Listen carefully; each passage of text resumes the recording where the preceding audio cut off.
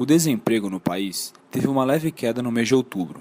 Nas 6 regiões metropolitanas pesquisadas pelo IBGE, a taxa ficou em 5,2%, a menor do ano. A taxa de outubro também é a menor para o mês desde o início da série histórica, em março de 2002. Em setembro, o índice ficou em 5,4%, em outubro de 2012, 5,3%. A pesquisa é realizada nas regiões metropolitanas de Recife, Salvador, Belo Horizonte, Rio de Janeiro, São Paulo e Porto Alegre. A população desocupada somou 1,3 milhão de pessoas e, segundo o IBGE, ficou estável nas comparações mensal e anual. Também ficou estável a população ocupada, que chegou a 23,3 milhões de pessoas. O rendimento médio real habitual dos trabalhadores é de R$ 1.917,30 e foi considerado estatisticamente estável frente a setembro, que foi de R$ 1.919,82, e subiu 1,8% em relação a outubro de 2012. No setor privado, o número de trabalhadores com carteira assinada atingiu 11,9 milhões, mostrando alta de 3,6% frente a outubro do ano anterior. Na comparação com setembro, não houve variação significativa. Bom, hoje a gente tem um mercado de trabalho no Brasil segundo o governo, considerado numa instabilidade, porque hoje a gente percebe, que o mercado, ele não é que ele está superaquecido, mas a gente tem um efeito Natal, a gente tem um efeito final de ano, então o mercado sempre tem um aquecimento. De toda forma, os últimos números que a gente viu aí em outubro, novembro, a gente percebeu que o governo vem dando um incentivo para que as empresas, de uma forma direta ou indireta, mantenham os seus trabalhadores com alguns incentivos fiscais, com alguns incentivos tributários. Isso não é suficiente para a gente resolver o problema do mercado de trabalho, mas sem dúvida nenhuma ajuda bastante. O que a gente percebe é que nos últimos tempos, principalmente no último ano, a gente tem tido um aumento em algumas áreas e uma perda em outras áreas. Não existe um aumento em todas elas e também não existe uma diminuição em todas elas. Quer dizer, a gente tem uma perspectiva relativamente boa para o ano de 2014, não no sentido de que a gente vai acabar com o problema do desemprego, que as pessoas vão estar totalmente empregadas, mas pelo menos existe uma tendência à manutenção dos níveis atuais de emprego. Primeiro a gente queria saber como que a empresa Júnior surgiu. A empresa Júnior surgiu de uma iniciativa de alunos do Mackenzie, depois do workshop que eles tiveram com todo o ideal que é uma empresa Júnior. Os alunos do Mackenzie se reuniram e depois de alguns meses, 6, 7 meses de trabalho para montar a empresa surgiu em 19 de abril de 1990. Bastante tempo já. E qual que é o papel da empresa Júnior?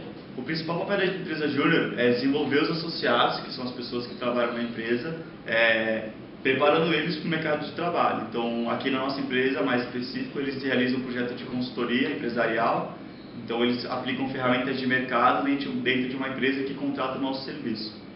Então, a empresa não tem fins lucrativos, mas os associados aprendem bastante. E, na sua opinião, qual que é o principal aprendizado das pessoas que trabalham aqui, dos jovens? O principal aprendizado é como se portar no mercado de trabalho, porque aqui os alunos têm uma experiência real de como funciona uma empresa. Não tem nenhum membro do Mackenzie ou algum professor que trabalha tempo integral aqui. Até tem uma supervisão, mas não é um trabalho integral. Então a gente que faz todo o operacional, o estratégico, tudo da empresa, a gente que monta e a gente tem que se preparar para isso e fazer com boa qualidade. Entendi. E você acredita que com o trabalho da empresa Júnior e com os jovens que trabalham aqui, eles têm uma inserção mais fácil no mercado de trabalho hoje? Hoje em dia, experiência conta muito. E é muito difícil para os jovens saírem da faculdade e já conseguirem algum tipo de experiência que seja aceitável numa empresa, que uma empresa peça como pré-requisito. Então a empresa Júnior é uma fácil inserção dentro de uma faculdade, onde os alunos ganham muita experiência porque eles fazem atividades que eles vão fazer nas empresas. Então é como se fosse uma grande preparação, uma preparação bem aprofundada. Eu já participei de 2 projetos aqui dentro. Eu acho que é um lugar que você aprende muito num período de tempo muito curto. Então você tem oportunidade de fazer diversas atividades que ajudam tanto aqui dentro, como na faculdade, como no mercado de trabalho.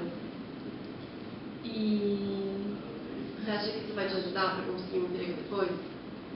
Eu acho que sim, porque aqui dentro a gente lida com situações que mais pra frente podem dar uma base muito interessante para o mercado de trabalho.